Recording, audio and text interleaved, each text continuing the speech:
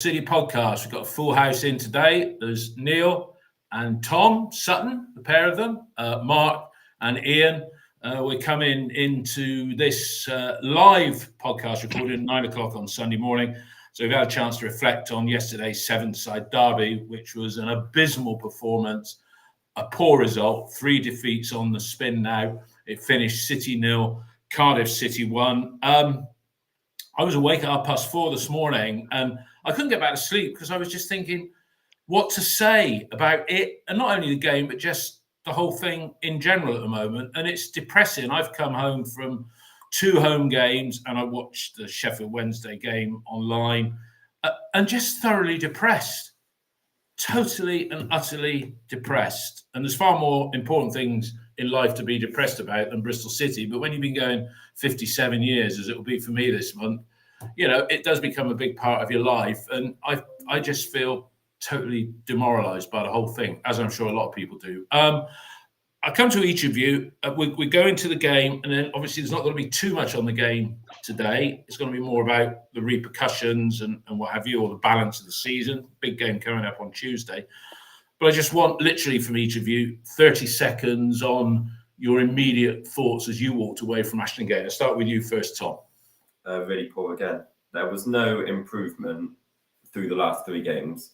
Now I'm getting really sick of the fact that Manning complained about training time on the pitch. He's had now 3 weeks of playing a similar style of team, a team that had sit back. And from the QPR game to the Cardiff game, was there any improvement in the way that we progressed the ball, the way that we moved the ball? You've had nearly a month of playing the same style team that will sit back, let you off the ball, and there's been 0 improvement. So again, just utterly frustrated coming away from that yesterday. Okay. Ian, 30 seconds.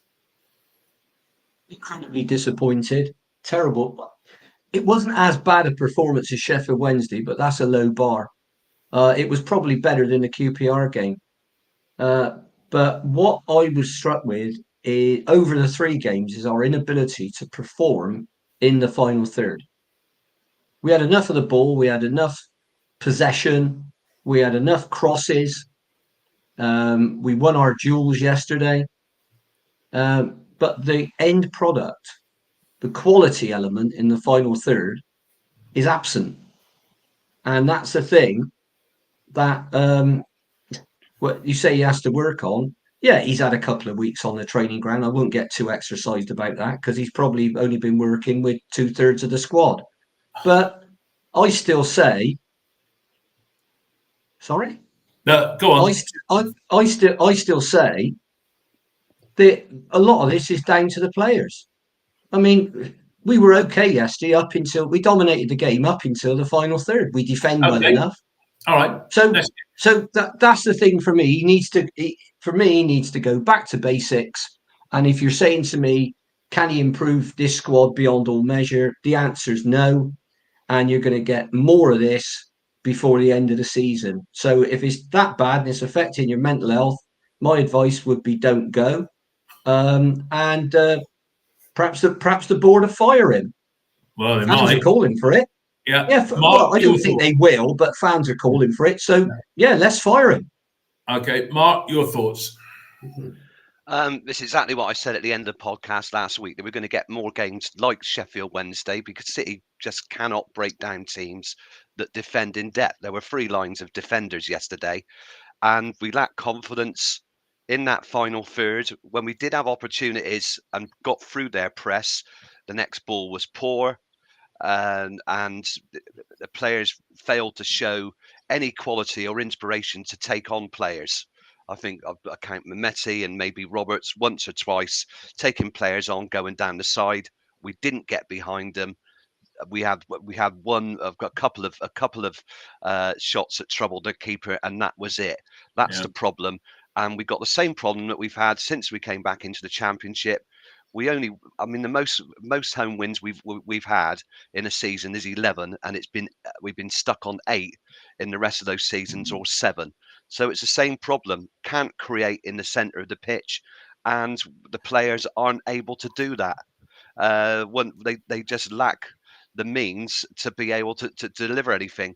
Changing the strikers won't do anything. Okay. You could change the manager, but what difference is that going to make if the players at their Well, disposal aren't good enough at the we were moment told to do that the that? players were good enough, and Well, that in this there was situation, there was a they're- manager that was yeah. needed that could take the players to a level that they were capable of, and it was the players that were underperforming. I mean, the manager seems to have thrown the players under the bus a little bit. Nigel Pearson did that occasionally. We can't say he didn't. Ian's saying it's down to the players. What were your thoughts walking away yesterday, Neil? This has been coming. I don't understand why we turn around as a club and are talking about the last 3 games.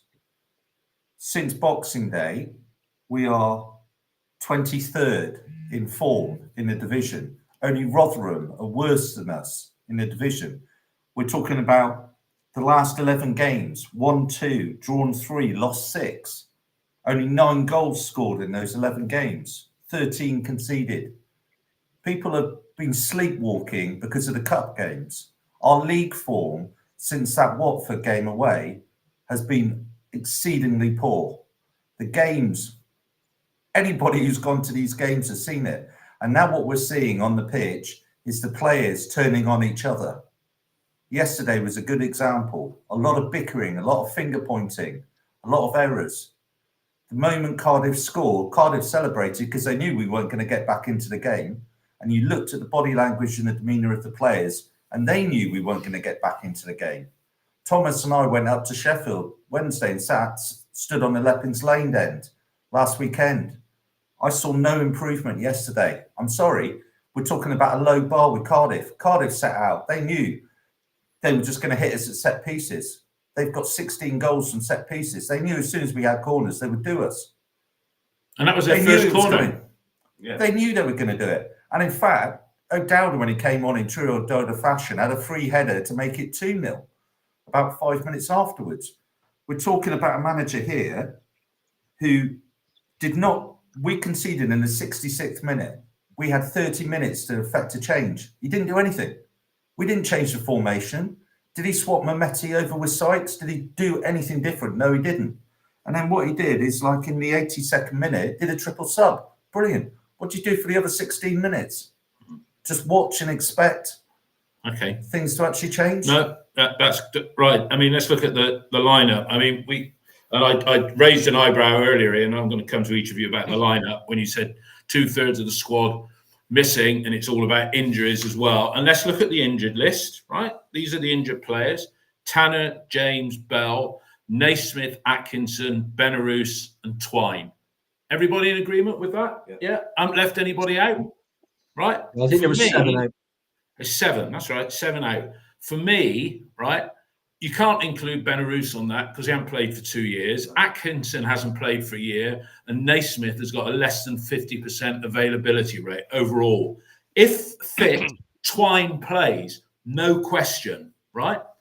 If fit, Tanner, James, and Bell, those 3, probably the only definite starter is Matty James, because Bell's been swapped with Mehmeti a few times. Tanner's been swapped with McCrory. So, it's all about injuries and tough luck. And even you said, Ian, that Nigel had injuries, and Nigel had a more makeshift side in his last game, which also happened to be against Cardiff, than we did. Tom, looking at the lineup, you first, Tom, looking at the lineup, McCrory, Viner, Dickey, Roberts, it's decent back 4, and that's not where the problem is. It's everything in front. It's the 6 in front, isn't it? Yeah, I think it highlights the lack of pace we have in the whole squad. The fact we're playing Gardner Hickman out wide shows to me that we are just like, I'm not sure what to do. He's just trying things now. He's tried Sykes on the left, and he tried Gardner Hickman on the right, and then he brings on Mehmeti, and he doesn't swap Sykes and Mehmeti over, even though they're both better on the other side. And I thought, what's the reason for this? Mehmeti's great sometimes at taking people 1v1. Didn't do that at all yesterday because he's on the wrong side. Sykes is better playing on the right where he can whip balls in. When we talk about the crossing quality, Sykes has got a few assists and cutting the ball back, but yet we leave him out on the left. Now, I think this highlights where John Lansdowne, I'm going to call it out here, completely lied about being a top 6 squad, Because if we're under the impression, that we're a top 6 squad, and you only bring Twine in to affect the here and now for the rest of 6 months in January. We made 5 signings. Yeah. Josh Stokes for next season, Max Bird for next season. Dive Mabude is 19 with 3 senior appearances. Scott Twine was the only one bought in for here and now. Yeah. Now, if that highlights where you are and you think, right, okay, we're a top 6 squad, and yet you bring Scott Twine in and he makes no impact. Like, he played 1 game, got injured. It's an unfortunate injury. I don't fall out with the fact of signing him. I thought it was a good signing, but that shows a complete lack of quality. That we are completely reliant on Scott Twine to break teams down. Yeah. No one can play the role that he was brought in to do. I mean, Ian, looking at that starting lineup, if Twine's fit, which he isn't, but if he is, where does he feature in that lineup? Because to me, he chose to leave Pring on the bench, who's one of our saleable assets, and he put Roberts in, which suggests to me that Pring isn't 100% match fit, or he went on the naughty step for a poor performance against Sheffield Wednesday last week. For you, Ian, where does Twine go in that starting 11? Because we're all in agreement that he is a starter if he's fit. And, the marquee signing, if you like, in the window, because as Tom's just said, the rest of them are for tomorrow or whatever, or inexperienced in Mabude's case. Ian, Twine, who does he replace? Twine plays as a 10 for me in the middle, and Knight goes to an 8, because I don't think Knight's a 10. I think he's a high energy 8, and then you'd see the best out of him. I disagree with you on the players you mentioned. Twine would play. Tanner would make a difference. He's probably been our best defender. Yeah. Certainly recently, and he's certainly the best one-on-one defender. And I think we see now the difference that Sam Bell made. And people have been critical of Sam. But I think Sam is better in that left position. Certainly, I mean, I don't know what he was doing playing Mark Sykes there. And when he made one of the substitutions, I thought, right, now he's going to move Sykes over to the left and he'll stick Mehmeti over to the right, and he'll stick Mehmeti on the left. And we still went the same way. Now, that is annoying because Mehmeti's played on the left pretty much all the time since he's been here. You can argue, although we were saying the other week on the pod how effective he's been. What's he got? One goal in 50 or something like that. So I'm not. I don't think you, as I said earlier on, you won't get a better tune out of this squad. So the object exercise is, how do you do it? You're right, Tom. John Lansdowne gave Manning a self-hanging kit when he said, well, I think if we're what did he say, top half wage bill, which is true when you looked at the accounts, and then he said, man, we could get to the top 6 if every single player at the club was fit. Yeah, we've beaten top 6 sides, but we're totally inconsistent, and we've been inconsistent for years. Well, that's it. Let me come to Mark. Look, let me finish. Manning hasn't made us inconsistent. He inherited an inconsistent, injury-prone squad, the same as Nigel Pearson had. Yeah, that's fair. Right, and he hasn't. And there isn't a single. If you want to call Gardner Hickman a Manning signing because Manning was the manager when he signed permanently, right? Then call him one Liam Manning signing. Now you've got to make, and I'll say this, and I'll shut up. The board now have to make a decision. They made the change. Fair enough. I support. Excuse me. Fair enough. I supported that. All right. I could see why a change was needed. They think they've got the right man. They got him, his assistant. They brought in a coach scout whose name I always forget. James Krause. Sorry, Steve. James Krause. He was right. Okay.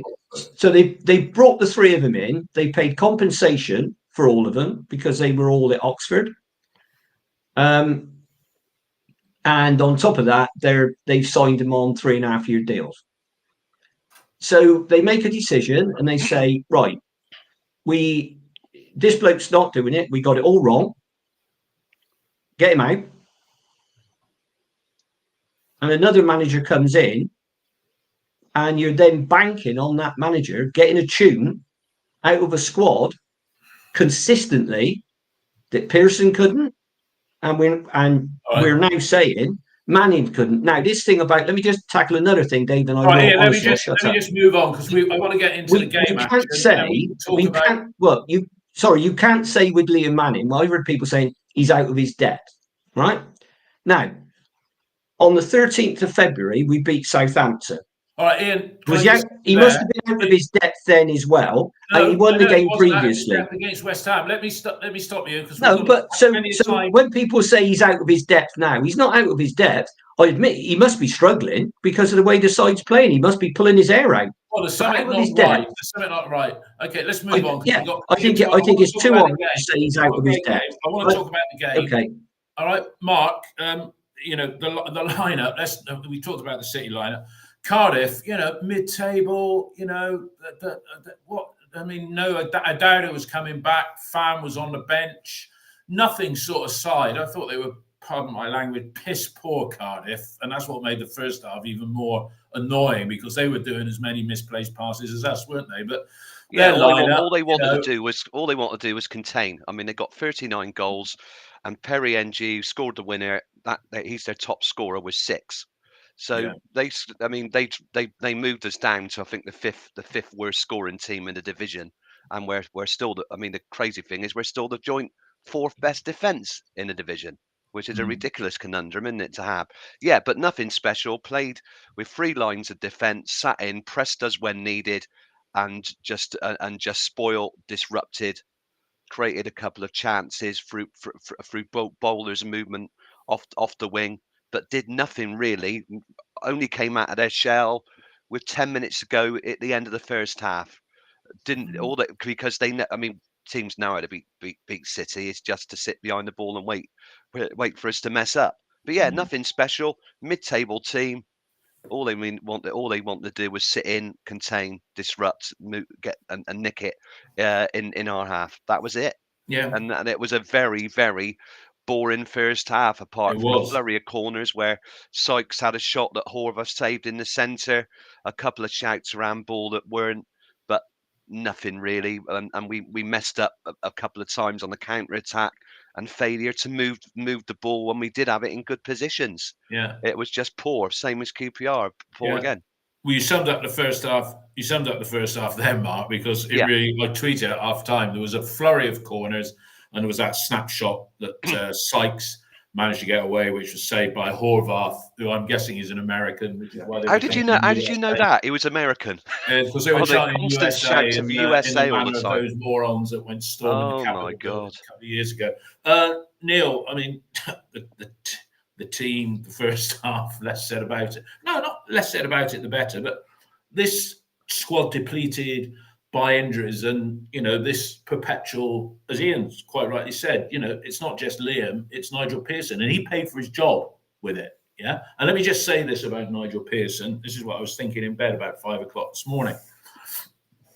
Nigel Pearson garnered the support of the fans not because he was a great manager. It's only 14 months ago that we got humbled at home against West Brom 2-0 on Boxing Day, and they were calling for his head in a manner that hasn't been levelled at Liam Manning yet.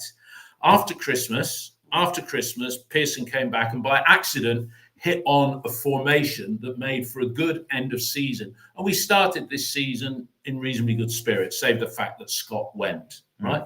So Pearson garnered, to me, the support of a substantial minority of fans. If you read the forums, he garnered their support because the fans were looking for somebody to have a go at the Lansdowns about through not putting more money into the transfer. And it's poor old Nigel, and he milked that a little bit as well, I think. Yeah. Nigel didn't have the money to spend. So we don't like the board. Nigel's this, and he started the season okay. But he upset the wrong people on the board, i.e. the owners, and that's why they got rid of him. They got rid of him in a bad way. They could have handled it a lot better. And I really wonder whether, had he stayed on, where we would be in comparison with where we are now. But they've created this shit show, and at the end of the day, they are accountable for it, as far as I'm concerned. Can I say something about Pearson? I think Pearson had a lot more off-the-field stuff to deal with as well. Completely sorted out the infrastructure, sorted out the players' mentality. Now, what I see with Man at the minute is the players' mentality is weak. Yeah, you're going to say something else, Seb. It's so weak.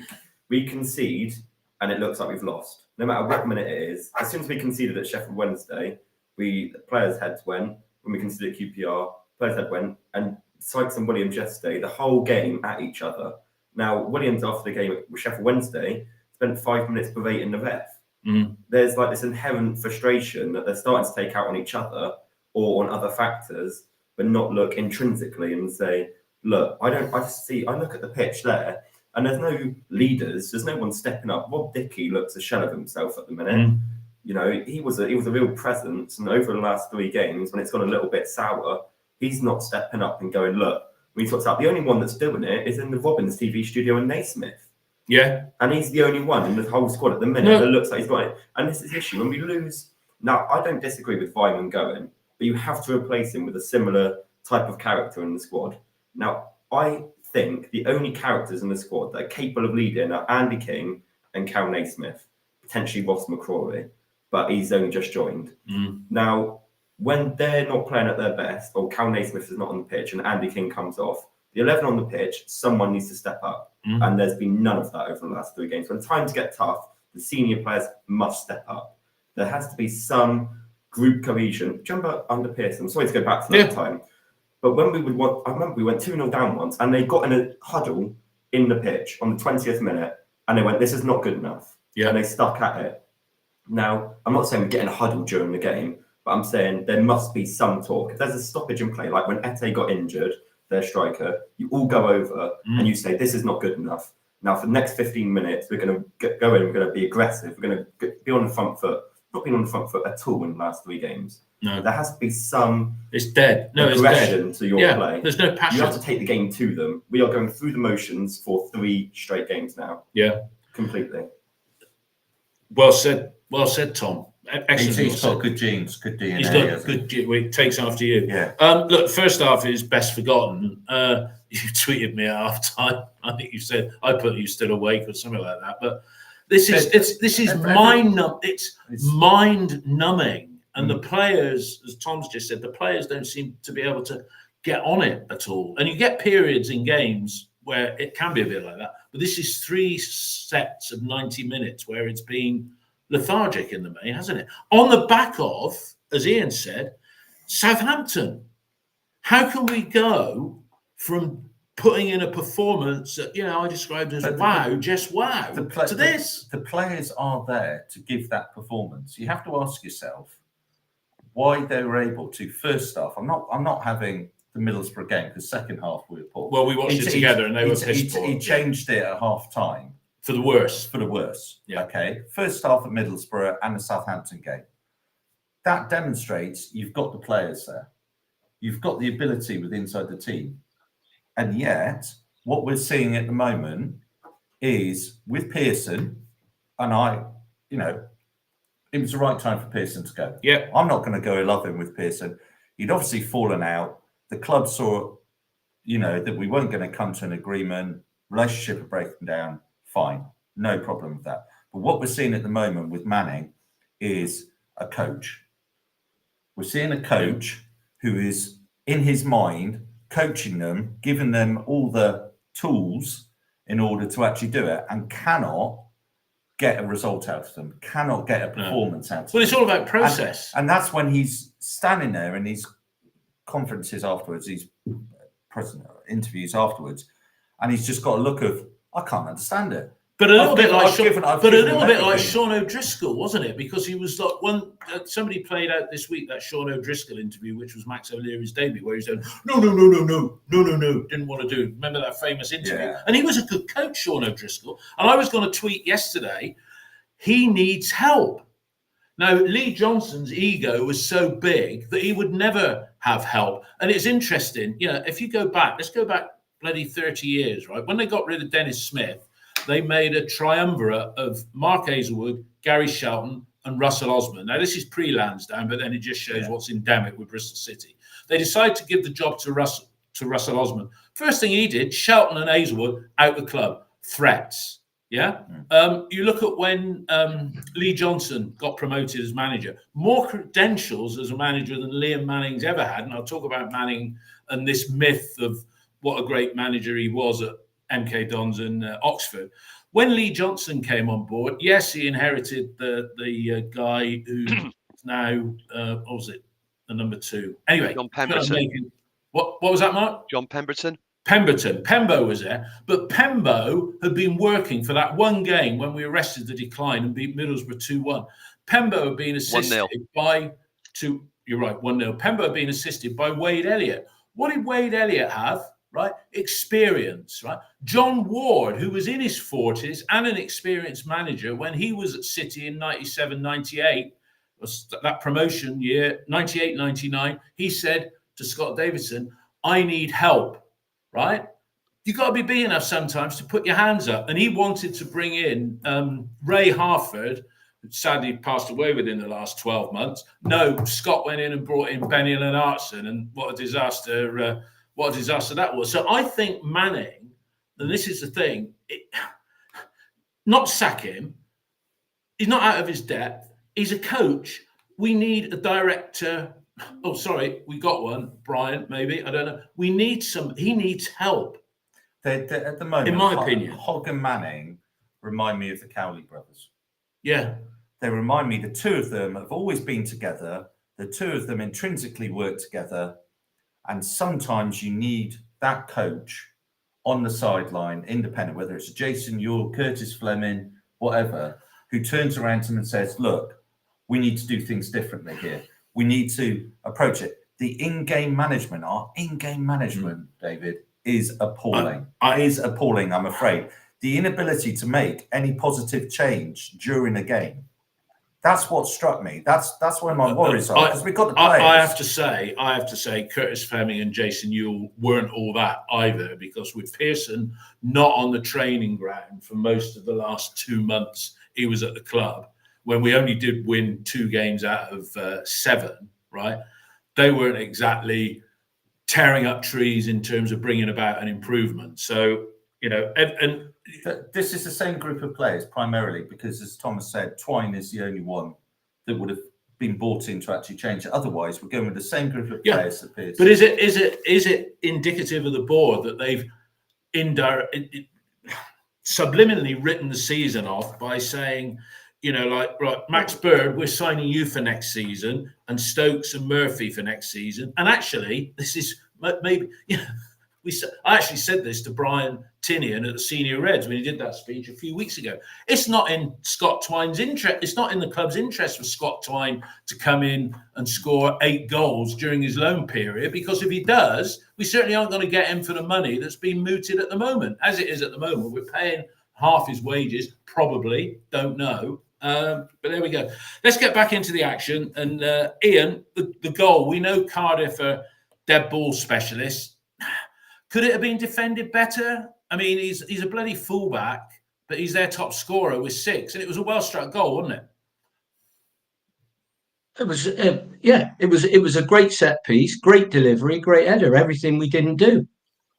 But that was that in that one moment, and they're the best set piece scorers. In fact, that's probably the only way they score a lot of goals is set pieces. You can tell that by their scoring record. Yeah. And let's make no bones about it, Cardiff were crap. And that is the really annoying thing. If they had come down, at least I thought Cifuentes had done a job at QPR and they got his tactics spot on, but they had skillful, pacey players, one of whom, I mean, the guy that scored against us is probably going to get, if he's not locked up already, he'll be locked up soon. So at least I looked at them and thought, yeah, okay, I can see how you did that, and I can see you've got some decent players in that side. I couldn't really look at Cardiff yesterday and think, oh God, I wish we had him. No, he's a good player. So as far as the goal goes, yeah, ball was whipped into a very dangerous area, front mid post ish. And somebody said earlier on, if George Tanner was on the field, he'd have probably headed it clear, been a better header. But there's no excuse. We have got enough height at the back, especially when McCraw is playing, and you've got Viner who's good in the air, Dickey who's good in the air. But sometimes you have to take your half and say, excellent set piece, brilliant delivery, and a cracking header. The other thing I would do, and I saw some coaches doing it yesterday when I watched Match of the Day, is I would always have a player on each post. And it seems to have gone out of fashion, but we've got a player on that left-hand post, that ball don't go in. So that's something else I'd like to do. But it seems to a lot of coaches now, a lot of coaches, managers, call them what you want, don't do it. And I mean, I'm talking about even the top clubs. But I noticed yesterday that, I can't imagine, it was Everton that were doing it. And I know they're not exactly a top club, but it was one of their guys got one off the line that would have gone in. So, you know, that's something that I do, but that's by the by. It was an excellent set piece, and I think it was a very good goal. Yeah, Mark, your thoughts on the goal, and we talk about the substitutions, which Neil had alluded to earlier. But I think the goal came after the double substitution, didn't it, Mark? Is that right? Yeah, because there was a double I think so. I mean, for Wells. The thing was, we hadn't given free kicks away in our half, and that was the first corner. That was so frustrating. He beats Williams too easily. I don't know why Dickey ended up against him. You know he's their best player, and he just wants to get to the ball. Great header because he wants it so much. He's got to generate the power. It's an outswinger, so it comes back to him, and he just goes for it just across the 6-yard box and heads it in. Very good. He's their top scorer with 6 goals, and he's a left back, and it tells you a lot about it. You know, they've struggled to score goals like us. They've only got 40. That's the rub, isn't it? And Perry NG, because that's how you do pronounce his name, isn't it? I think so. Yeah, I knew a guy, and we pronounced his name. Is he? What nationality is he? Is he Mauritian? I don't know. I think he played for Crewe previously, didn't he? Yeah. So Any of Malaysian extraction? Indonesian, maybe, I don't know. Yeah, possibly. Yeah, unusual surname, that, isn't it? There we go. But yeah, it was a great header. But the first corner, and we'd avoided conceding any corners. We had. So that was something we did get right. Is not conceding free kicks on our own. Yeah, just so frustrating. But why not have your best defender, a bigger defender, up against him like Dickey, rather than Williams? Where Williams has been beaten a few times in the air this season. Just try and slow him down.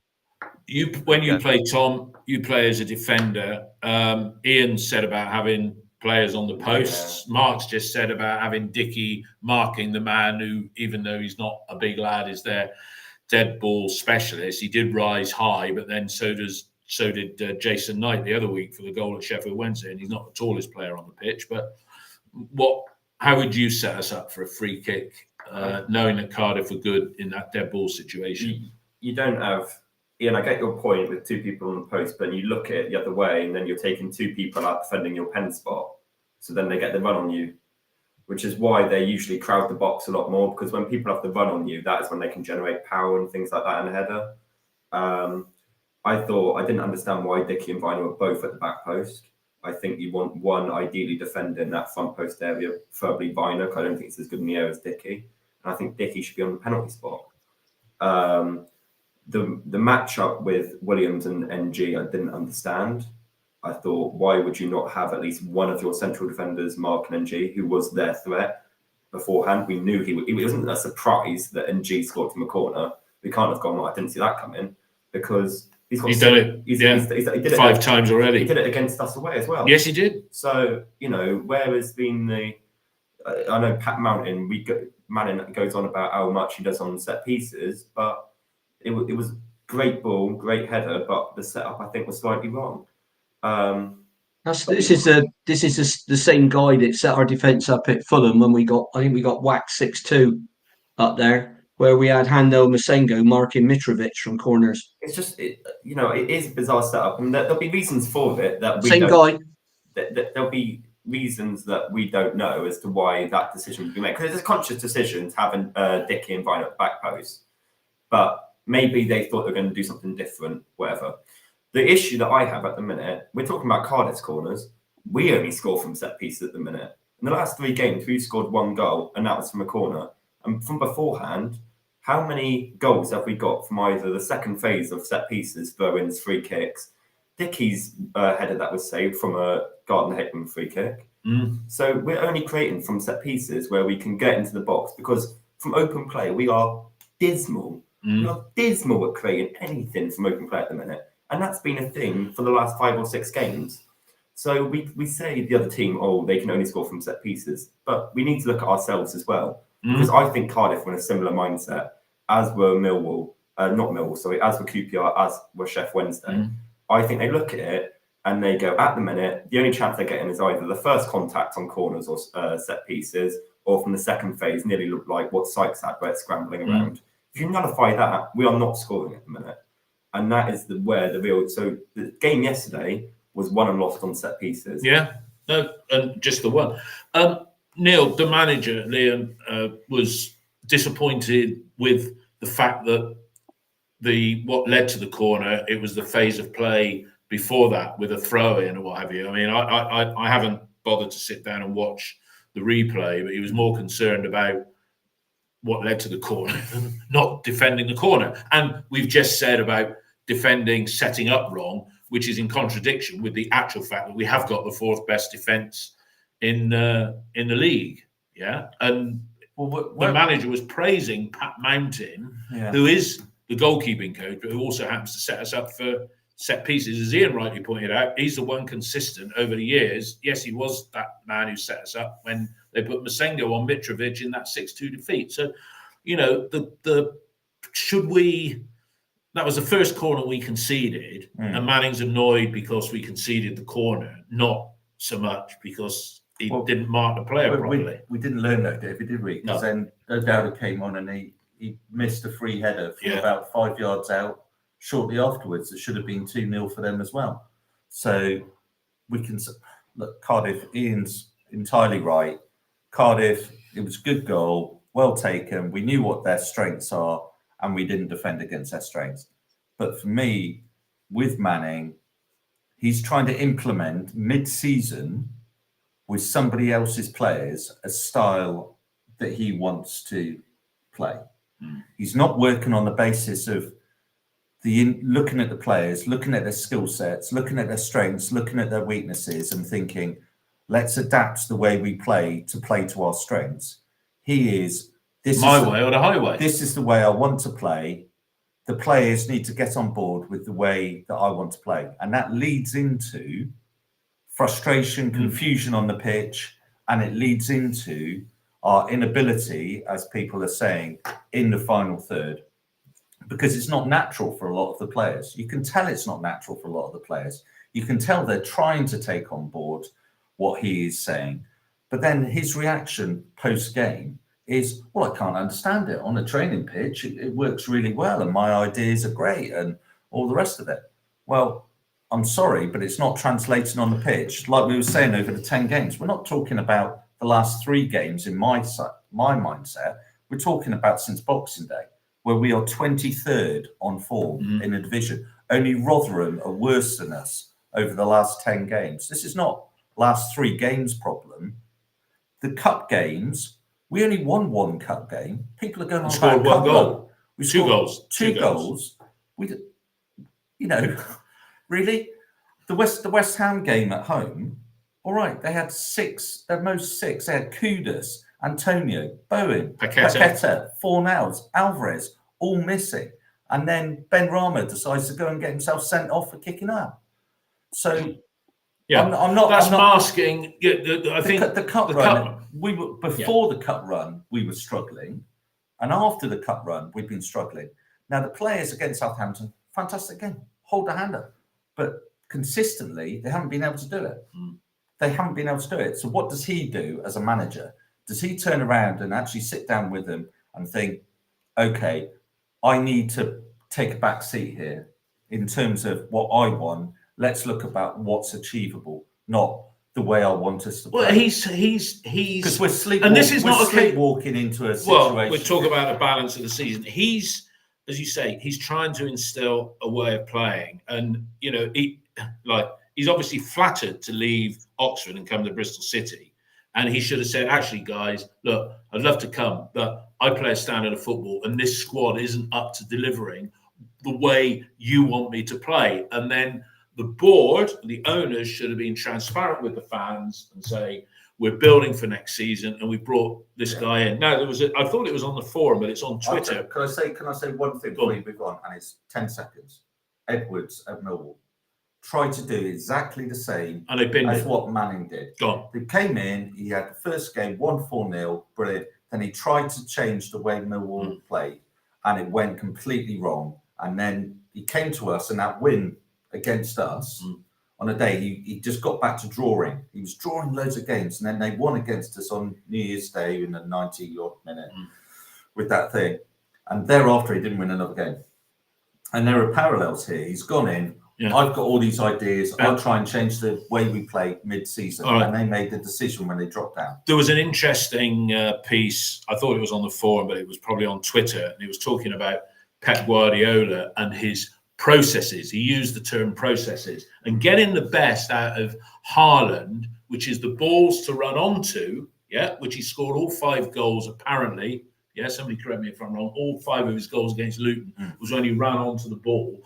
That is counter to the way that Pep Guardiola likes to play, with that possession-based slow build-up. So to get the best out of Haaland, you've got to alter the style of play. Ergo, maybe to get the best out of Tommy Conway, he's got to change his approach. But the thing is, when Pep Guardiola sat in the dressing room in front of the highest qualified players in Europe, most of them, he says, I'm Pep Guardiola. Look at my playing record, right? And, if you've got players like Matty James, Andy King, and Cal Naismith there, they're looking at this guy saying, this don't work, mate. And this might explain why there's this confused look about the players. Let's just wrap up on the game. Ian, the late substitutions, there was a little bit of a flurry. Was that right that Tommy Conway's goal was ruled out for offside? I couldn't see it because everybody in front of me jumped up. So I couldn't say. To be honest, I know there was a ball in. I think it was Taylor Gardner-Hickman. Was it Rob Dickey got his head on it and the keeper pushed it out? Yeah.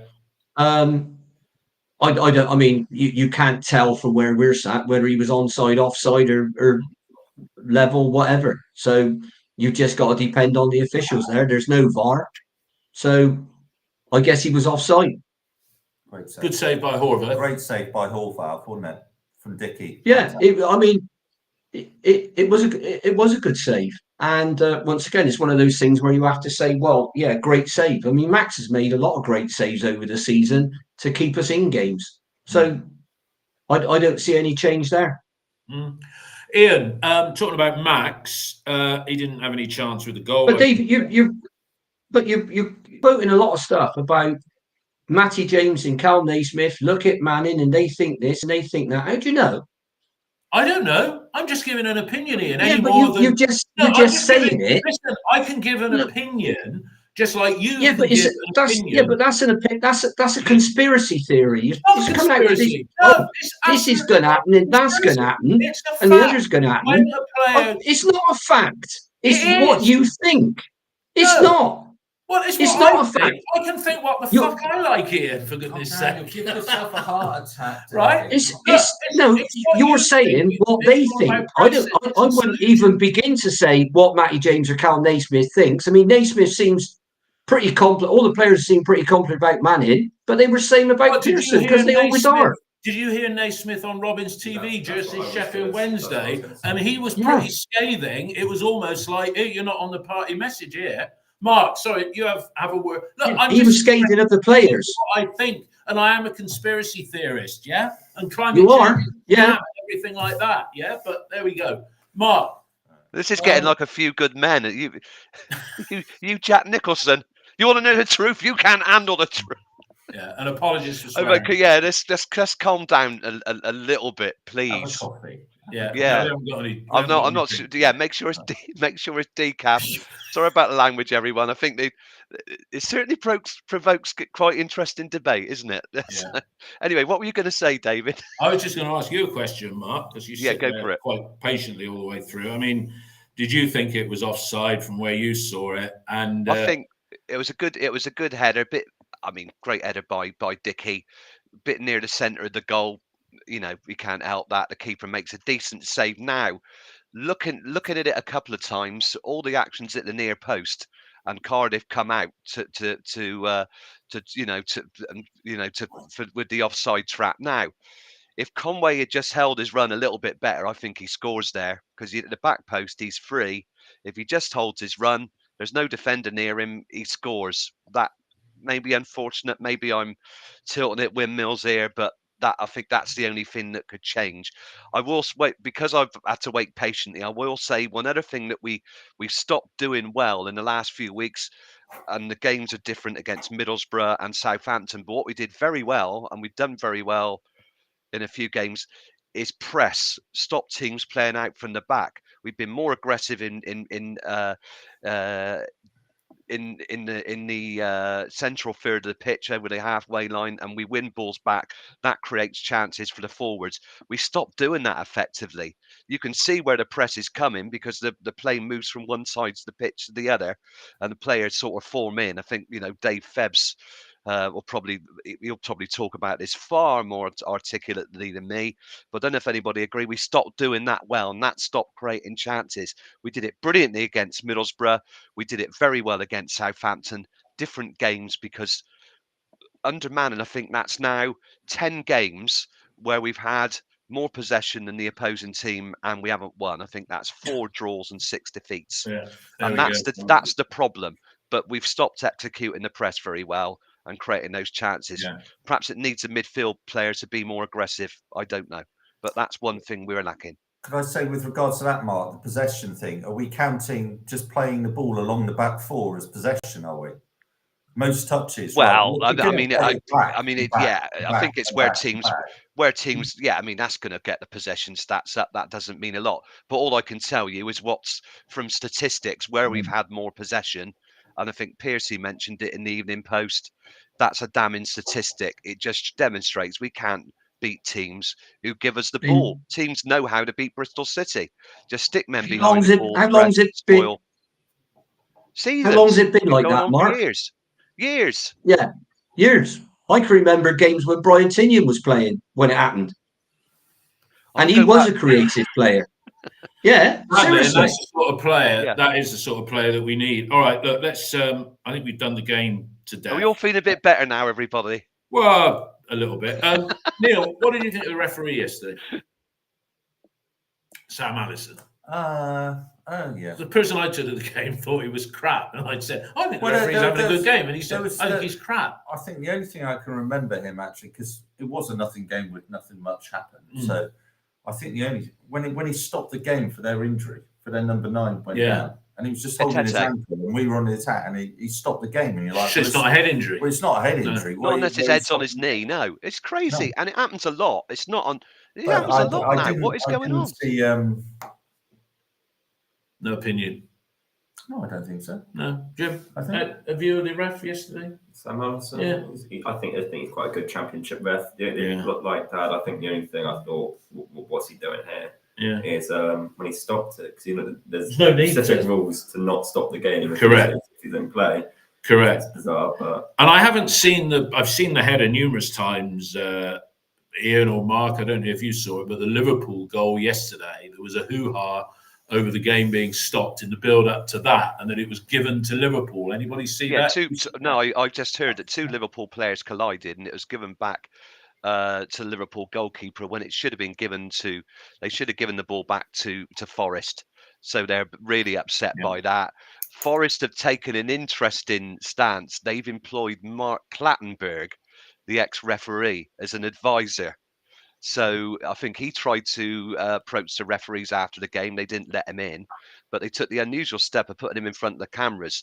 And they're right. They should have got the ball back in the spirit of the game. It's a spirit of the game. I don't think it's a rule. They should get the ball back. As Dave's pointed out on the text feed here, it's just disappeared off the bottom. As Sam Allison was on City's books at some point. Yeah, he was he's an ex-player, wasn't he? Who didn't make it. So he knows the game. Forest Liverpool game yesterday, as the chairman came onto the pitch, like a good old Greek chairman, storming onto the pitch to sort things out.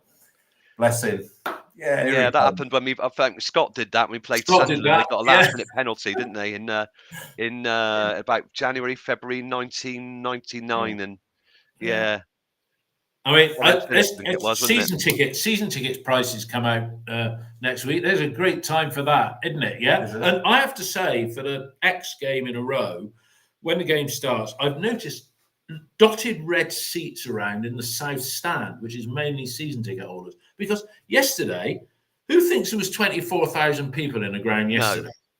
No. Is it the kids? We alluded to this before. It counts everybody. Neil, that you counts brought this. everybody. So Neil, I think you brought this up before. Cheap season tickets for kids. Some don't come a lot. Is it the families where the kids are staying away? Possibly. 2,500 of theirs. Is it how many season ticket holders we got, Ian? Is it 14 or 15? 13, 14? No, Oh, 15 sorry. now. 15. All right. 2,500 of theirs, 15 season ticket holders.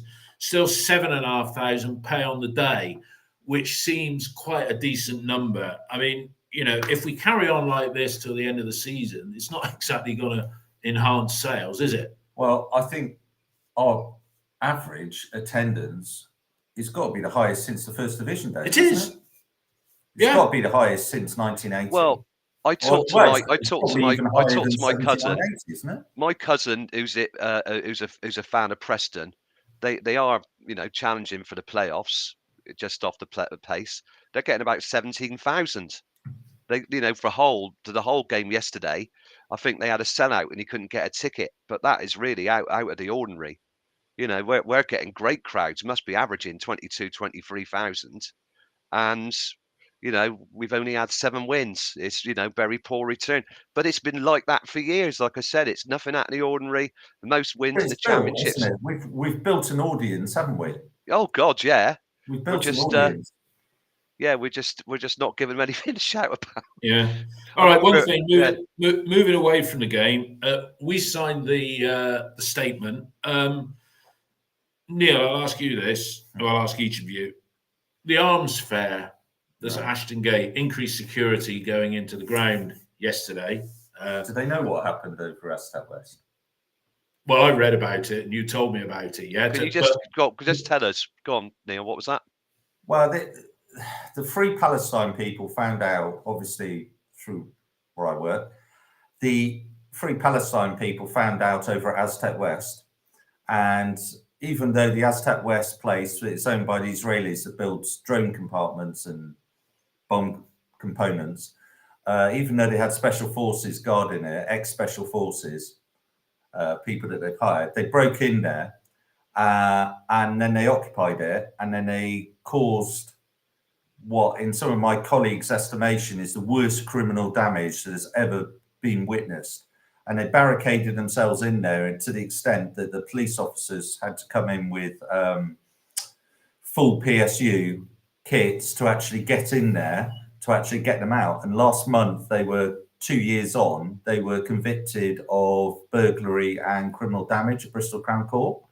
How does this relate to the arms fair, Neil? Sorry. Well, it's the same company in Aztec West that is sponsoring this thing at Ashton Gate. And an arms fair that has taken place other previous years. And this has got Elite Bell, whatever it is. I mean, my view is it's not, I'm not, a pacifist or anything like that, but I think it's morally wrong to have an arms fair at a community-based ground. Doesn't matter. Yeah, it does matter who those things are being used against, but they're being used against all across the world, and in some countries that don't even warrant making the news or anything like that. So when a club uses its community credentials at the forefront, really pressing its community credentials. Yeah, I think it's simple one-word answer. It's Neil? It's tone deaf, isn't it? Yeah, one word. One word.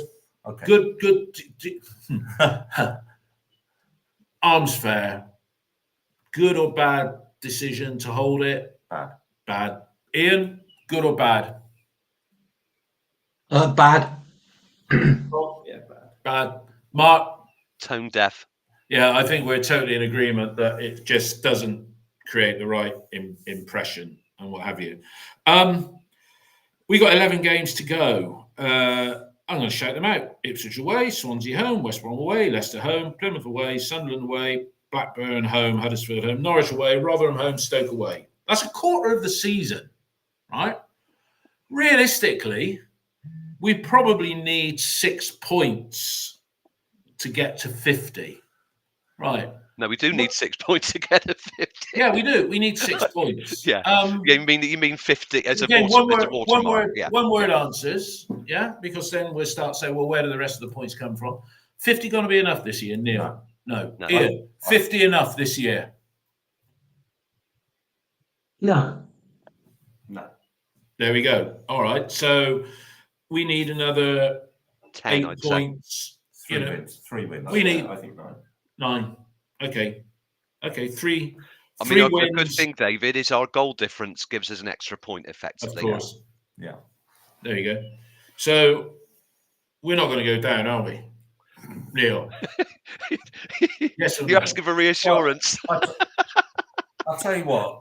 If I was somebody there, I'm sorry, with Manning yesterday, is that a leader? Is that somebody you're going to trust? It's senior leadership at the club. If we lose on Tuesday, then we lose to Swansea's a massive game now. We lose to Swansea, that's 5 losses in a row. And then you go on to play West Brom away and Leicester at home. And a local derby at Plymouth. Easily, in the next 2 weeks, you could be looking at 7 straight losses and a guy going, we need to get back to basics, with no ideas of how they're going to get back to basics. You need leadership from the management now in relation to it. And I don't see too much leadership coming from Manning at the moment, I'm afraid.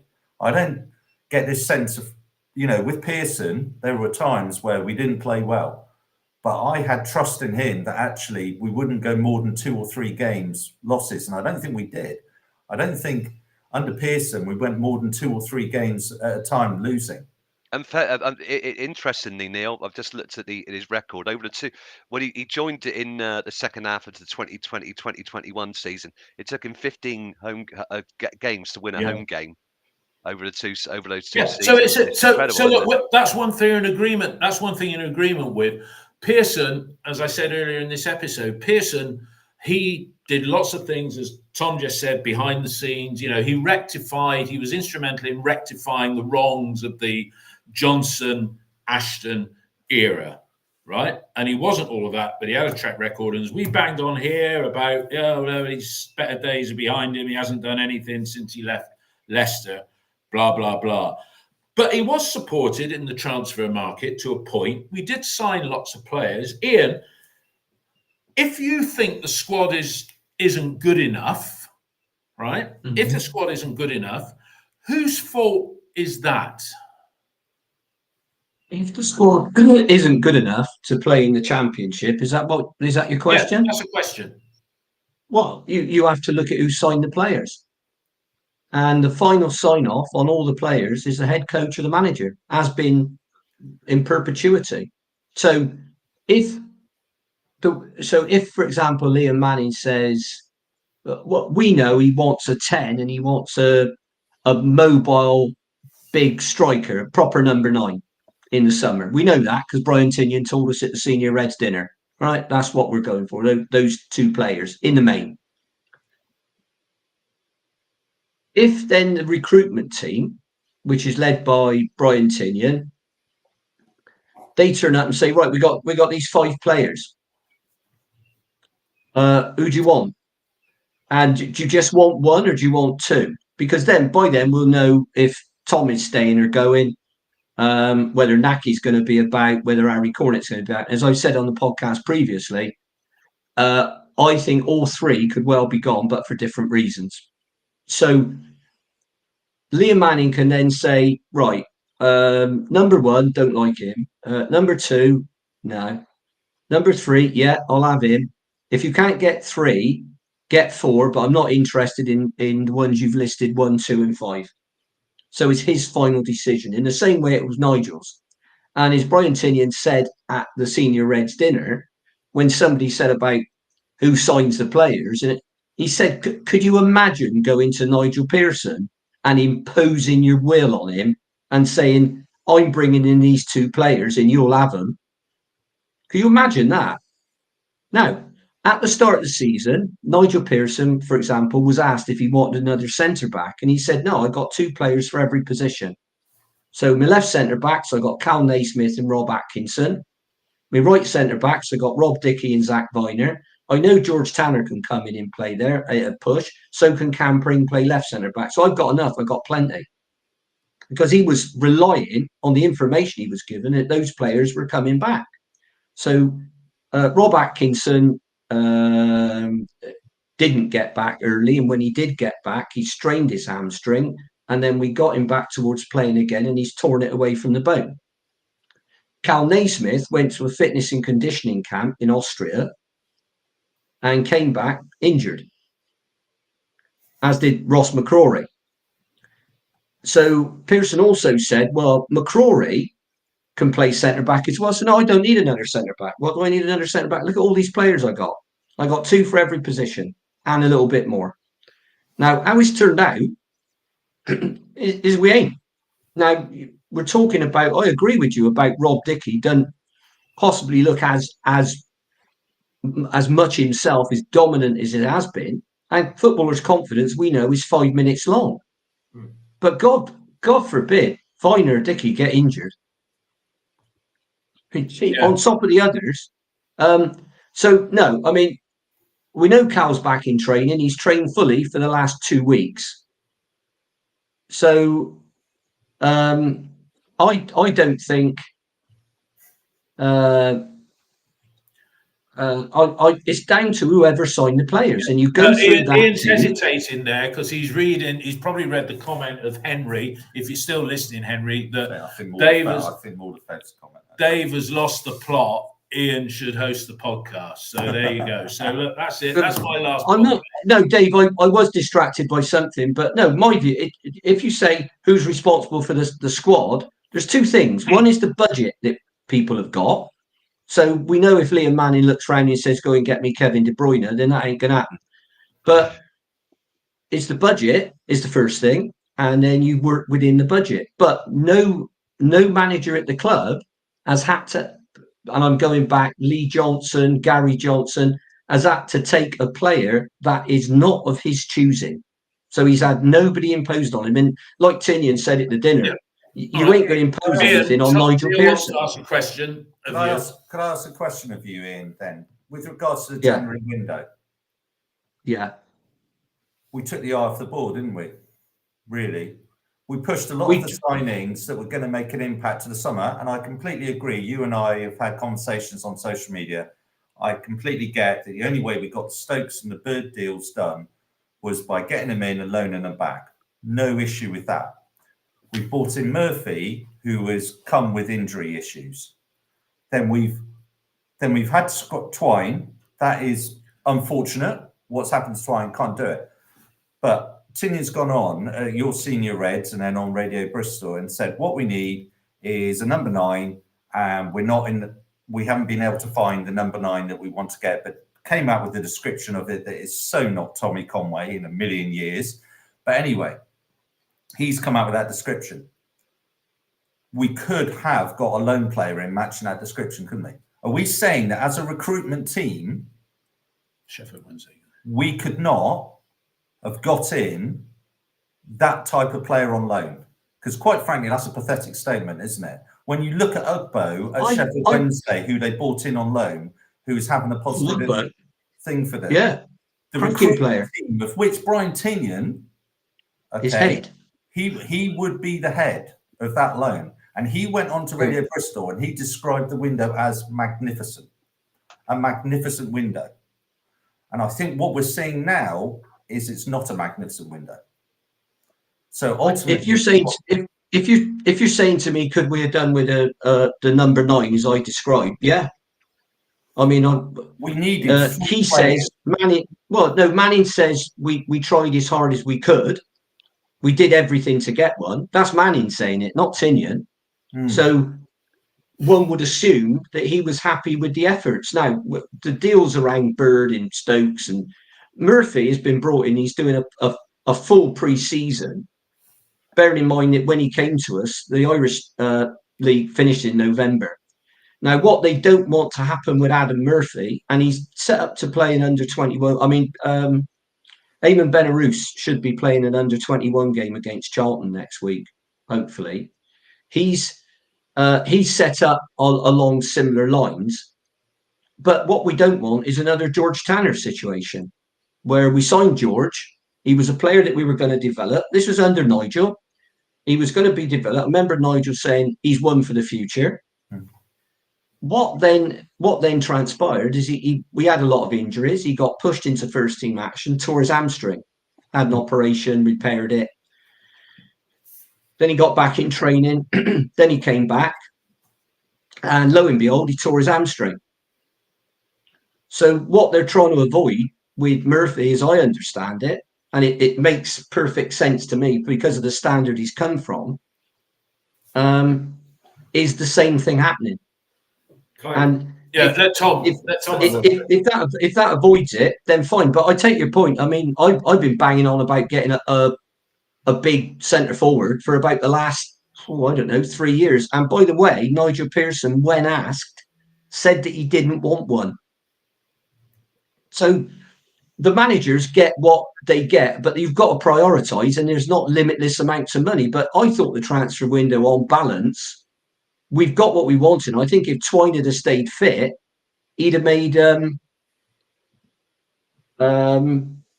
he would have made a difference if we had kept, like I said earlier, get Twine, Naismith, James fit. They will make a difference. It won't be 100%, and we won't go from being crap to brilliant, but it'd be enough to get us over the line. And then in the summer, we've really got to do some business. Okay, right. Tom, you first. About Murphy, Sam Curtis came from the exact same team as Adam Murphy. Same age. He's been playing under 21 football for 2 weeks for Sheffield United. So I get that, and Sheffield United are a Premier League team. And he scored, I think, in Sheffield United's under 21 game. So I understand about this pre-season and whatnot, and we want to save him. But point proven with Sam Curtis that he should be playing games. If he's the same league, whatnot, same team, same age, he should be playing games for the last 2 weeks, realistically. So that tells me there's something a bit different with his injury issue.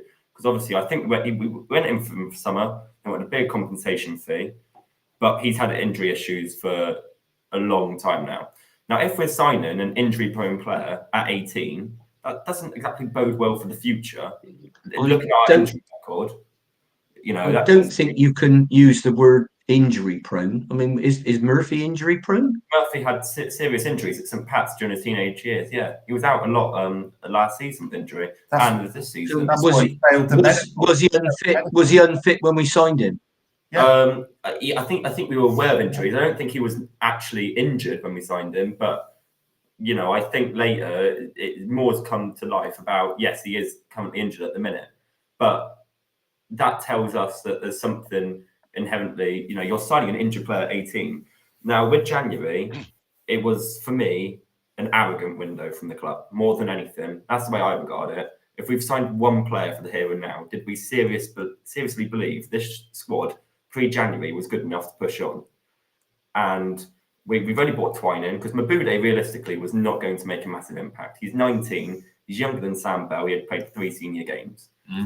That's fine. Okay, it was a punt. Scott Twine was the only one we brought in for the here and now, and he's got injured. So that says to me that as a club, we went, yes, this squad is good enough. Is that an arrogant look? I think so. I think it's not worked out. I think everyone at the recruitment team is now thinking, we've got this wrong. Because now what we're seeing is people have got injured. We don't have the squad depth. We don't have the quality of squad depth either. I think the substitutions come on and make us worse every game. I think how many times under Pearson, his big motto is, can the sub come on and make an impact? Can they improve the game? Under Manning, they come on and I'm off. It's going to take them 10 minutes. But these players were all signed by Nigel Pearson. The same people. I think it's a mentality thing then. Because I look at it and they come on, no confidence, no spark about them. What you want, someone to come on, in the nicest will in the world, is make an impact on the game in the first 2 minutes. You let yourself grow into the game. If that's fouling someone, foul them. When Wells comes on, first thing Wells does is foul the centre-back because it let them grow into the game. It sets a precedent out, and the centre-back then knows he's in for a game. When people come on off the bench at the minute, they stroll around, they might put in a bit of effort, but they make us worse as a whole. our shape goes to, I think defensively we look so much worse when the substitutes come on. We look so much more open. And it's a complete mentality thing. Now, the thing, Pearson, I'm sorry to dwell on Pearson, but that's what a lot of this is about. We reflect only upon Pearson with Manning. And the thing that set them out, maybe in time, Manning will be a better tactician than Pearson, because he is a better, I believe he is a better coach on training pitch. But can he get a mentality of the squad? Can he appease fans? Can he juggle all these things? And where Pearson left us was in so much further a better place than what Pearson inherited.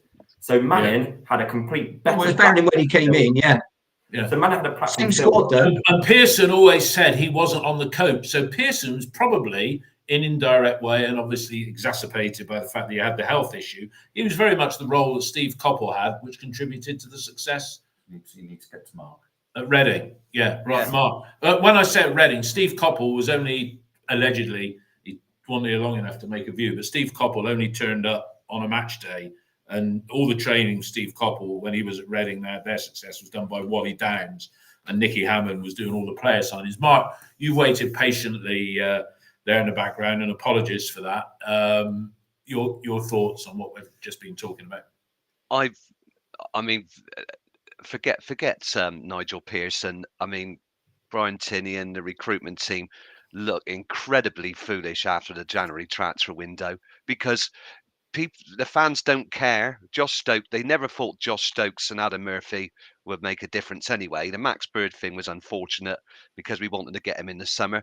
But we look, and what's happened is we gambled anything on top Scott Twine.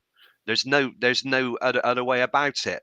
With Mabude, it's a little bit like Ryan Kent and the Freiburg situation when we got him on loan. Don't even start on Lewis Dione, but he didn't. His loan move at Freiburg didn't work out, and he played hardly any games. So you're expecting a player who in made 3 appearances was completely out of favour with the manager, and only played a couple of friendlies before he joined us. And his mind was probably elsewhere as well after his brother was involved in a life-threatening car accident. It's a lot to expect from a player who did it in academy football, but hasn't really done it yet in a professional level in league football. So we look incredibly foolish. We've gambled everything on Scott Twine, so we're left short of personnel. I completely agree with what Neil said. The in-game management's got to change, because the personnel aren't going to change with the injuries. So we're just rotating the same players. There's got to be some better management and tactics during the game to make changes. That's the problem going forward. Now, people have asked us to talk about the Ipswich game, so I'll do that. We've got as much chance of beating more chance of beating a team like Ipswich than we have of beating the likes of QPR and Cardiff, because they'll take the games to us and we'll get on the counter. Well, that's good. Right, what we need to do. Well, let me finish. What we need to do is be aggressive in the press and create chances, and we could get a point there. We haven't under Manning, and we didn't under Pearson. Bless him. Right. Will under pressure. We haven't been tanked by anybody. Under Manning, we've only lost 1 game by the odd goal. We're losing lots of games 1-0. I think since the Millwall game, 5-1-0 defeat. Somebody's said, we compete, but we don't score. Let's do something about it. But just the 2 things I'll say: incredibly foolish over the January transfer window. Everything's been gambled on Twine. He's got injured, and then there's no plan B.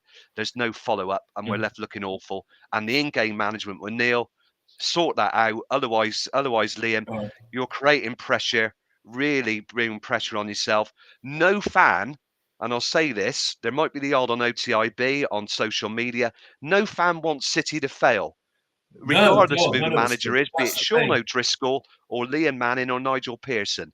Why would we want the team to fail? We don't. So, we want us to win. The manager's got to make it easier for himself, but let's back the manager, let's back the team. We want him to succeed. We don't want the club to fail. We don't want to get relegated.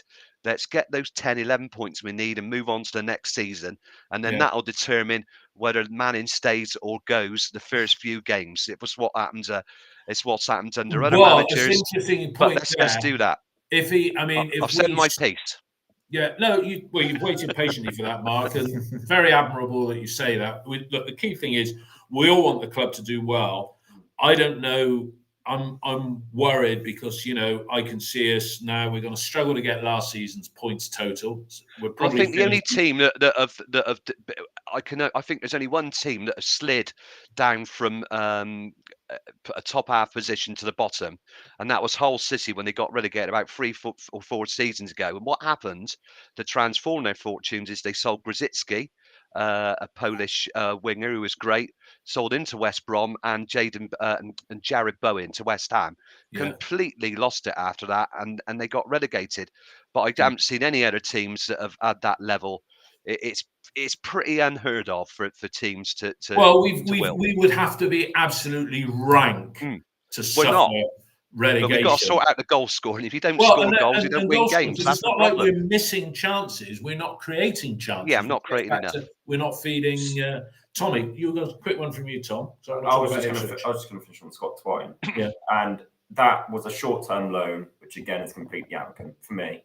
There's no planning for next season with Scott Twine. If we're just going, the only thing we need for 6 months now is Scott Twine, and that will figure us out, and that will solve us. When we go next summer, we're going to have to redo it all again because we're not getting Scott Twine permanently. No. So you're going again. And it's just like, do I currently trust the recruitment team to get this right? Because I think the success of Manning, unfortunately, lives and dies with this recruitment team. Because absolutely. If we stick with Manning and we view Manning as the person that's going to build on his platform that Pearson left us in, because he left us in a great place off the pitch. On the pitch was to be sorted. That's why he brought in this guy that was going to revolutionise how we play on the pitch. Now, if we believe in him, we should bring 6 or 7 in that suit Manning's style of play. And Manning should be key, and Hogg should be key in signing those players, because I wouldn't trust the nicest one in the world, Brian Tinnion and Khalif Cisse, the international scout at the minute. It should be Manning and Hogg over summer, colluding with, joining up with these 2 individuals and going, this is what I need. This for my success at this club, I need this. If we sign 3 or 4 in summer, I will be under the impression that we do not believe in Liam Manning long term. Because there you go. I think he's going to radically change how we play under Pearson. When he came in, he basically said he wanted the opposite of how Pearson played. Front foot possession football. Under Pearson, we were a direct counter-attacking team. So we don't have the players for that. Completely agree.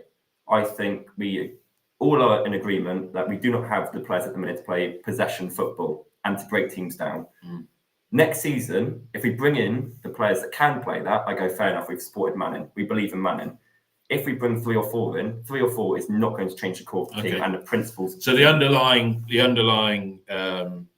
to get Manning ball right, we've got to do wholesale changes. But that's like what Manning had at Oxford in his first season. Well, let's look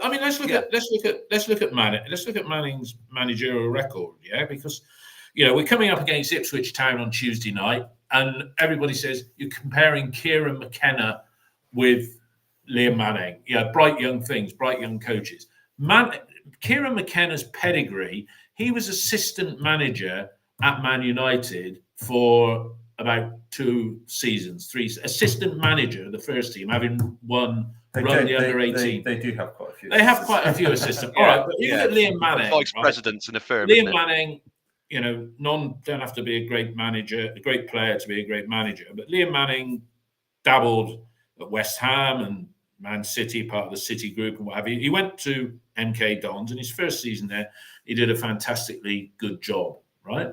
So Liam Manning, he had a good spell at MK Dons and a good spell at Oxford. But if you look at Liam Manning in 22-23 season, he had 20 games at MK Dons, won 4, drew 3, lost 13, and then he got fired. He went to Oxford, and that season that he saw the tail end of Oxford, he had 11 games there. He won 2, drew 4, and lost 5. Okay, he got it together 10-2-3 at the start of the season we're in at the moment. So, did he have the credentials? Had he really achieved anything? He lost Harry Darling and Scott Twine. Do you want to know?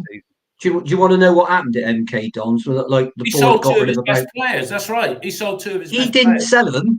He didn't sell them. The club. He wanted to keep them. Sold them. Well, that's what happened. Well, then that's what happened. You get. I think he had to change 12 players. clubs have to sell players. We had to sell Alex Scott. I mean, we wouldn't even have Liam Manning Yeah. if Alex Scott had still been playing for us. I know he missed the first 2 months injured. Anyway, let's move on to Ipswich. As some people have said, right, typical Bristol City, right, we'll probably go and beat them at Portman Road. And wouldn't we just love it? Because to get one over on Mark Ashton, yeah, everybody would like to do that. Well, look at QPR. Can't win, and they beat Leicester. Leicester lose 3 games. Well, Leicester might not even get auto if you look at the top of the table. Yeah, I think they will, but they lost 3. But these results happen. It happens, doesn't it? Championship, anybody can beat anybody. Yeah. We know that, so we could do that. But Ipswich away, look, we want City to win. We take a point now. Yeah, it would end 3 in a row. If we lose to Ipswich, right, as Neil said earlier, the Swansea game becomes massive, absolutely massive. So we're going to be doing this podcast, and apologies for those that thought that we were going to do Cardiff on Saturday evening. We just changed that to Sunday morning. But this podcast, reviewing Ipswich, will be on Wednesday at 9 o'clock, right? So what are we going to say if we lose 3-0? It was a free hit we never expected. I mean, how do you feel Wednesday morning on the back of 3-0? Just things getting worse, Tom? That's if we lose 3-0. Let's try and go in with at least a positive mindset. If we get difficult, but let's not go in. All right, but if we get a point, then that's a fantastic result. It's a fantastic result. And if we beat Swansea, pressure's off. We don't draw games. Pearson used to, at least, if you're not going to win a game, you don't lose it. And that's what we were good at under Pearson. We used to draw quite a few games. Under Manning, we lose games. There's not the odd point we pick up. Yeah. So just to stop the rot, it would be fantastic to go up there. Away from home, the pressure's on them. The pressure is on them. There's no pressure on us, unlike the last 3 games, to go and win the game. Yeah. So will that alleviate some of the pressure the players have clearly been feeling? Yes, I hope so. But equally, they're going to be full of confidence, and we are a team that is of no confidence. So it could go either way. Yeah. I'd love to come away with just a point. Yeah. But the main thing for me is that we show a bit of individuality and a bit of character against Ipswich, because we've lost that. We're like robots at the minute on the pitch. All right. Ian, you take a point from it, that would be a fantastic result, and it'll dissipate the pressure, because if we followed it up with a win against Swansea at the weekend, then it dissipates the pressure massively. And look, I've said before, look, we're on here, it's me as an individual, we knee-jerk and stuff like that. Underlying all of this is that we want City to do well, and our knee-jerk is just, that's how most football fans react. You hear Man United fans after 3 defeats in a row, and they're bloody suicidal. But in Ipswich Tuesday night, we want a performance, which we haven't had for 3 games, because you can give a good performance and still lose. That's what we need Tuesday night, isn't it? Yeah, we need a performance. Moreover, we need a result. I mean, somebody's just said on air QPR won yesterday with 26% possession. Well, that's the sort of thing we need to do. Because I don't think we'll dominate the ball against Ipswich. I mean, if we try, it'd be a cracking game of football if we play half decent. But no, and I think the board at the moment, I can't see him sacking Liam Manning and his team. When I say his team, I mean the coaches. I can't see him sacking Brian Tinian or the recruitment team. But if you listen to some of our fans, they would go along with the board. So I think we all need to calm down a little bit. I don't know. I don't know whether some of our fans actually want Manning to fail. In fact, I think a few of them do. A huge number. But I think there's a few of them actually licking their lips and saying, great, you failed because Lansdowne said this. Can I just say, Ian, sorry. No, I'm going to defend you here. It's not a case that they want Manning to fail. It's they want to stick one on the board, because Manning was put into a pressure cooker situation by what the board said the expectation was with him. So this is carrying on from Pearson garnering support, because the fans are acrimonious towards the board because they think we should have been bolder in the transfer market in the summer. So I'm not conflicting with you.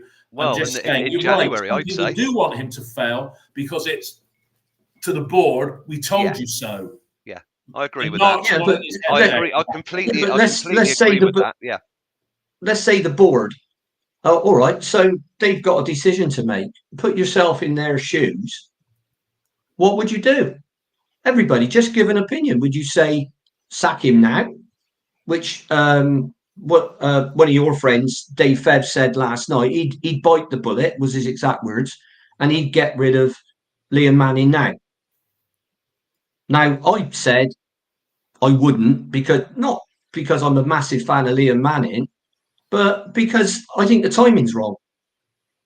But if what do you think? Everybody, just give an opinion. Just say yes, sack him now, or You go first. I think the Swansea game's huge.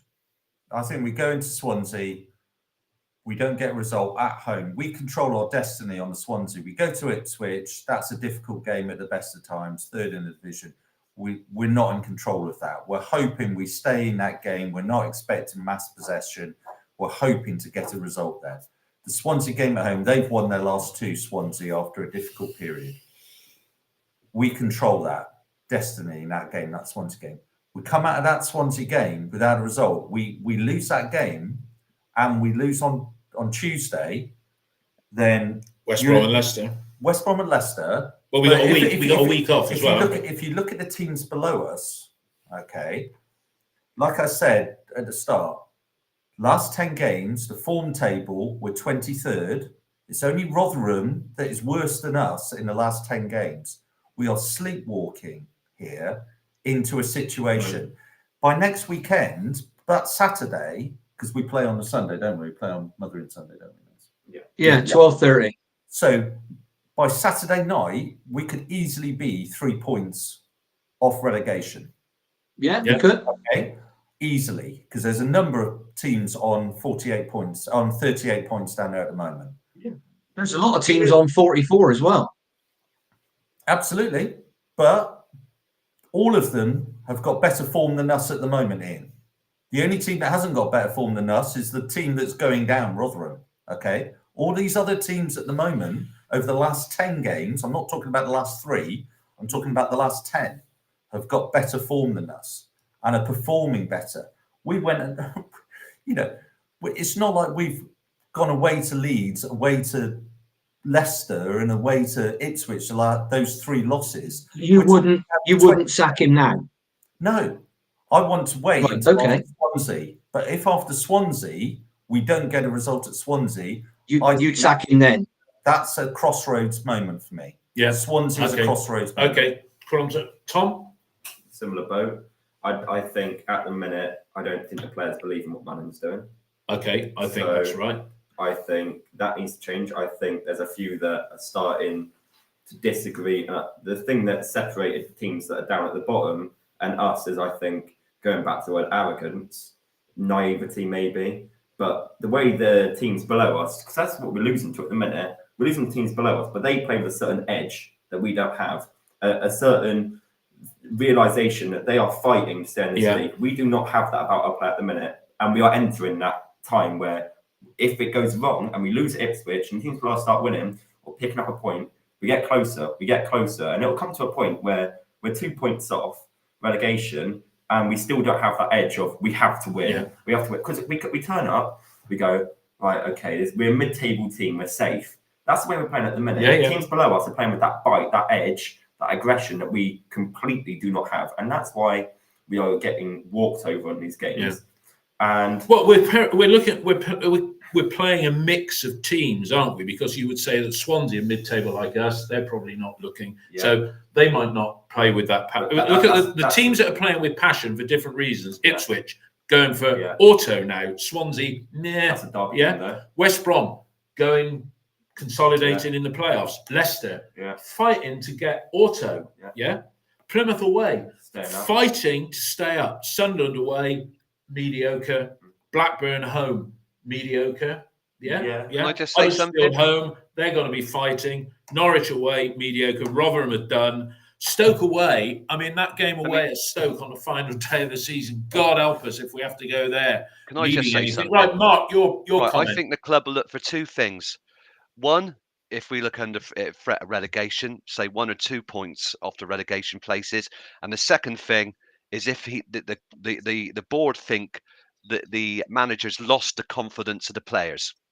I think, perhaps talk to the players, put the word around. If they feel he's lost the confidence of the players and they don't think he's the man to lead them, that would usually be the end. The other thing is, of course, is we're not getting hammered by teams. We're not winning games. But those are the two things I'd look at. The club won't act unless they feel a direct threat of relegation. That'll be really dropping down, perhaps just hovering 1 or 2 places above the relegation places, and feel that he's lost the dressing room, but lost the players' confidence in his ability to lead us out of trouble. Those two things I'd look at. Mark, I think that's a very good point that you make there, and Ian will go on about me and conspiracy theories, but we all know that Gary Johnson was gotten rid of because the players knocked on the door of whoever was chairman at the time, it was Mr. Lansdowne, and said, we've got no respect for Gary Johnson after the famous Plymouth incident. But listening to the way Cal Naismith spoke when he was commenting on the Sheffield Wednesday game, which you've heard about that, Tommy. Downsy said to him, David, do you think they'll be building a statue for you? And he said, it'd be nice to make an appearance.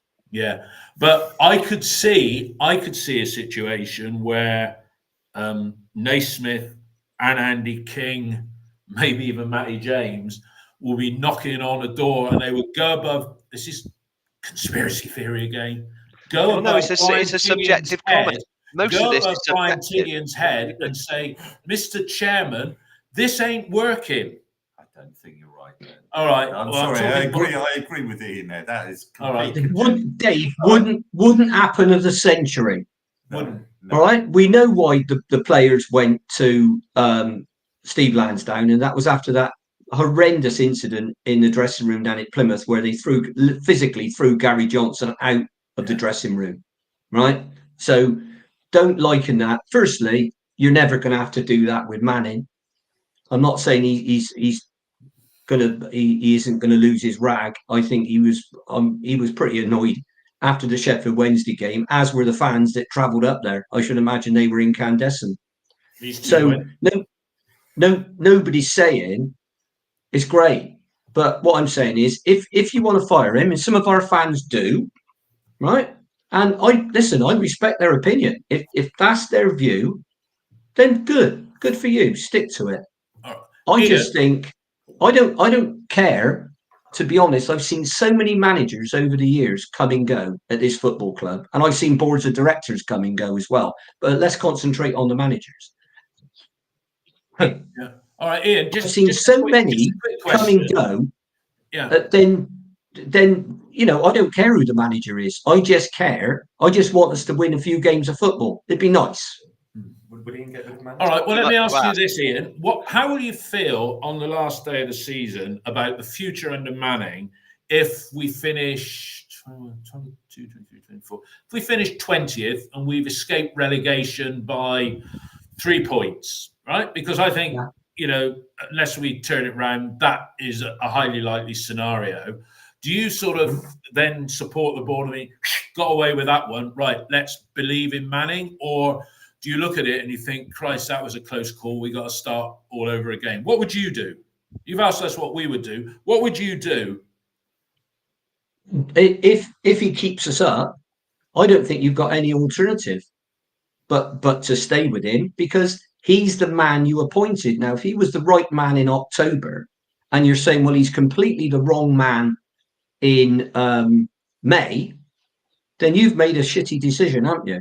And the board would get, well, the board are already getting pelters. They get permanent pelters. So they would get pelters for doing it. Now, if you retain him, as someone said on air, you have to give him exactly what he wants that we can afford within our budget. So if he wants, to use Tom's analogy, 6 or 7 players, then that's what you give him. Now, I'm assuming in that 6 or 7, we're not including anybody that's already signed or here. Yeah. So I'm not including Stokes. I'm not including Murphy.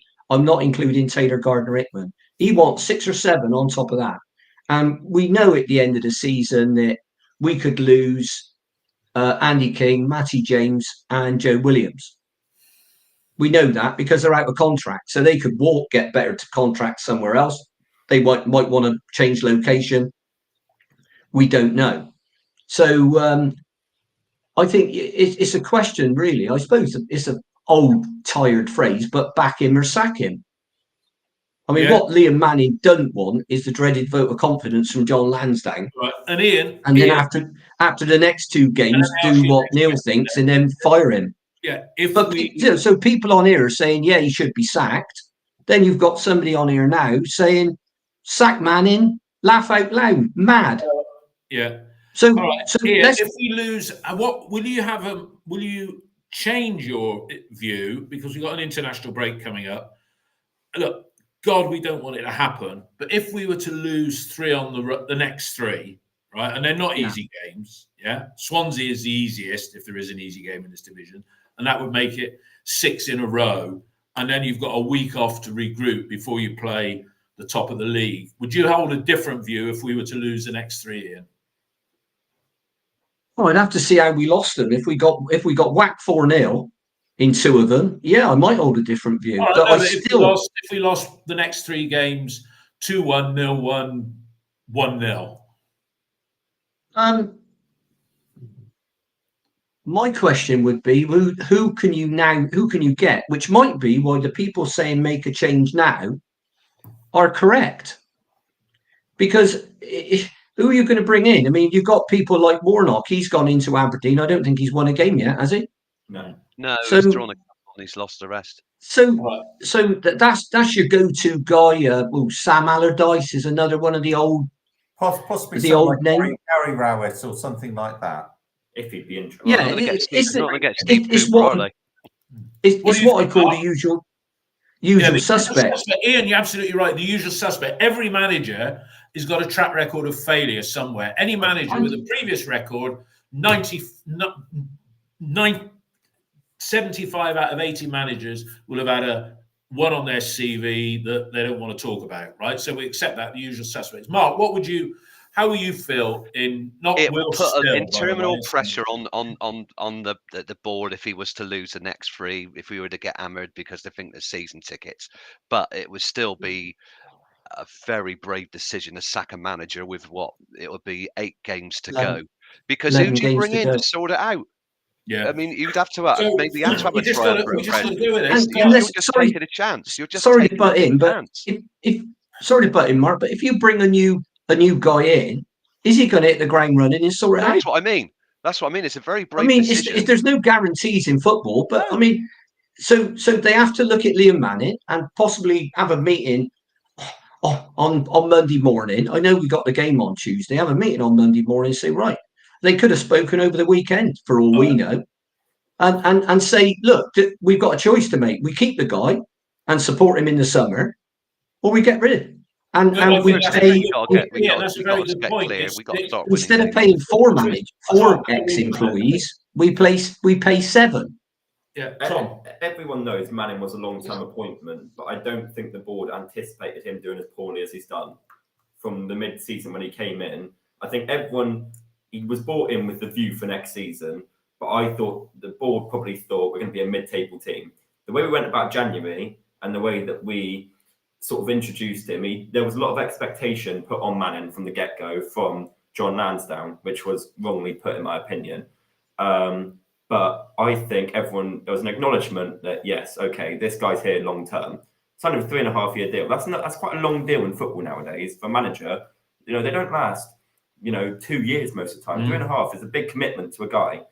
Now, it's clear the board like him and it's meant for next season. But saying that, I think the board have gone, this is bad. They're not stupid, the board. They will recognise this is really bad. 23rd form-wise in the last 10 games. That's not a small number of games. This quarter of the season is near as season. Yeah. And have you seen any progression from when he first came in with any player actually individually improving? Have you seen an adaptation or realisation of Manning going, I've got this wrong? The thing that really annoyed me yesterday about Manning, he did the interview and he says, he says players need to take on more responsibility. But yet, at his time in the club, Manning has taken on zero responsibility for any defeat, in my opinion. He's not gone, I've got the tactics wrong today. There's no acknowledgement of that. It's, I've given the players the information, they've not used it correctly. Now, that is quite concerning for me. How are you supposed to build a long-term project where you all trust each other, you're all in this together, but it seems like currently it's like Manning versus the players. Manning saying one thing, and the players are like, well, I'm trying to do that, but I don't necessarily agree with it. So does that mean that the players lost confidence in Manning? I don't think they've lost confidence, but I think there's a confusion and a bit of a disconnect, is the word I'd say, between how Manning is setting out his stall in press conferences and sort of shifting the blame onto players, saying, I've done it. He's not helping himself. He's not helping himself. Which is what Cal Naismith said. Which is what Cal when Naismith when a lot of stuff, you wouldn't have heard him, but when a lot of the stuff was going on at Sheffield Wednesday, he was saying things like, well, no, that wasn't the plan. We can't keep doing that all the time. We said we do that every 10 minutes and we're doing it every minute. You can't keep doing it or it won't work. This isn't what we did in training. That's what Cal Naismith was saying. You heard him same as I did it. Here's the thing, right? Who do you bring in, right? When City got rid of Dennis Smith in the tail end, midway through. Yeah, no, but I'm just saying. He 3 players kept us up that season. And it's what I said earlier. Hazelwood, Gary Shelton, and Russell, right? And the board gave those 3, look it up, City fans, 92-93 season, or was it 92-93 season it was, yeah? That's right, isn't it? Yeah, no, 91-92. Yeah, 92-93. He let them run it, right? I'll be honest, I'll say this now, I would have more confidence in Cal Naismith, because he ain't playing, Cal Naismith, Andy King and Matty James seeing out the balance of this season to lift the players, right? I'm not sure. No, right.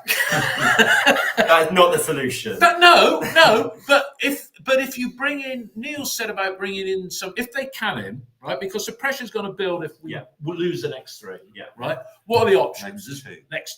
Next 2 for me. No, next 3. No, next 2 for me. You reckon?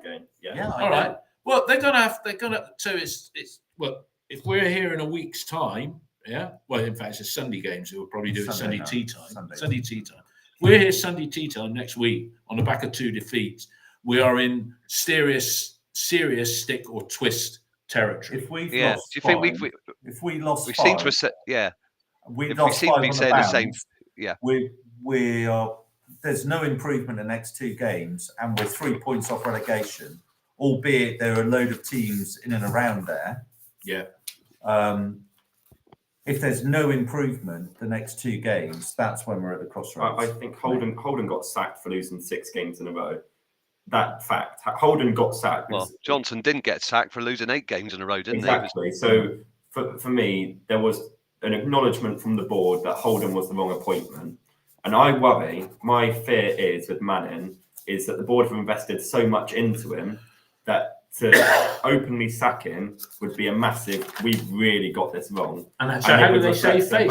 How are they going to save face? Well, should we just say and conclude this podcast, because I think we've, Royke, an hour and 3/4, is say that we hope that we look forward to better times, that the teams play positively on Tuesday in the next few games, and we move up the table.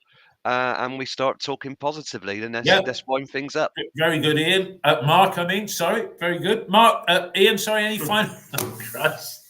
I haven't lost it. Henry. Oh, no, I'm seriously affected by Henry's comment. No, I did have a very nice fish and chip supper in Noah's down in Cumberland Basin. Strongly recommend that there with a glass of. This episode has been brought to you by Noah's. No, well, a couple of times I've been in there recently, but no, I haven't been drinking. Ian, it's a non-denial denial, is it? Yeah, that really sounded like a non-denial denial. Yeah. Ian, final word from you. Final word from me.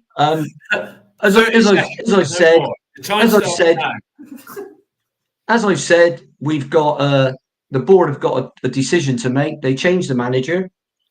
According to some people, he's out of his depth, although he went out of his depth 3 weeks ago. It wasn't. So I'd love to see us. I'd love to see us do well, but unfortunately, it's not going to happen. Anyway, Sorry, Right, can we wind up now? there's the comments on the side. Yeah, Right. right. I just like to say, we had a record that's number okay. of people listening Right. live. No surprise there. Yeah. And we had an extra ad in there this week because, as you know, we're part of the TalkSport fan network. Yeah. And they contacted me this week and said, "Can you read this script for 3 McDonald's ads?" And Mel said to me, "You sound far too old to be voicing up a McDelivery ad." So I got my step granddaughter, little Mel. She's the voice of the 3 McDonald's ads that you hear in this episode. But there we go. Neil and Tom, Mark and Ian. It's been it's probably one of the longest episodes we've ever done. Yeah, It's a crossroads period, isn't it? I think we all agree we're at a bit of a crossroads, and hopefully after Swansea, I can be here Swansea Sunday evening, and it's like 3 points. We're on 47. We've broken the back, and we can have a positive conversation. We can. But everybody, Amen to that, brother. Thanks for listening. Thanks for watching. And I will edit out if you're listening on the podcast platforms, there'll be no swearing in there. If you otherwise you could be known as Dave. You could be known forever as David on YouTube. It's there. It's there. Yeah, that's two episodes. This is about episode number 249, and I think we've only sworn twice, and that was Ian last week and me this week. But there we go. But everybody, thanks for listening. Thanks for all your text comments, and we'll speak to you all again on Wednesday morning. All the best, everybody. Bye-bye. Bye.